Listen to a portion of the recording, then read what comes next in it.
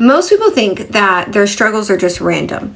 They think the cycles of life are just how it goes, and they think that the patterns that they do are just personality traits. But whether you realize it or not, you are in a spiritual battle. There are agreements that were made by you and agreements that were made long before you were even born. These agreements were made by your parents, your grandparents, your great-grandparents. These agreements opened spiritual doors and gave the enemy access to your bloodline.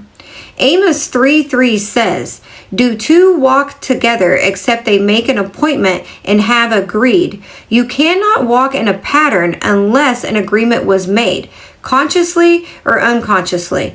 That agreement may have happened through a time in your life of trauma and fear, disobedience, rebellion, addiction, lust. It may have happened through your parents' choices or your grandparents' sin, but the pattern still shows up in your life. This is why some families pass down the same cycles: toxic relationship, emotionally unavailable partners, alcoholism, rage, infidelity, drug abuse, depression, poverty, or chaos. People think this is just who I am, when in reality, it's a spiritual stronghold attached to your lineage.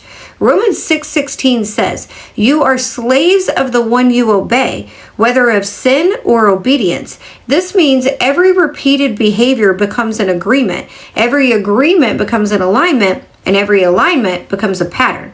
Every pattern becomes a stronghold. This is why you keep dating the same type of partner in a different body. This is why you attract the same pain in a different season. This is why the same chaos keeps coming back around. Many times it is not your taste in a partner, it's a familiar spirit that your family history knows exactly how to bait you. In the last episode, I told you that the enemy cannot touch your destiny or your spirit. He cannot force you to sin or force you into patterns.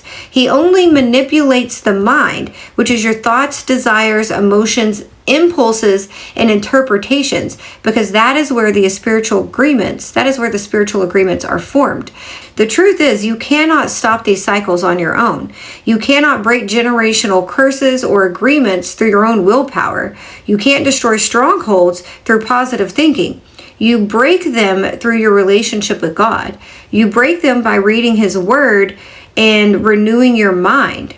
As the Bible says, it is God who gives you the strength to do what you cannot do yourself. And once you expose the pattern, you can identify the lie. And once you confront the agreement, the enemy loses his legal rights to your life.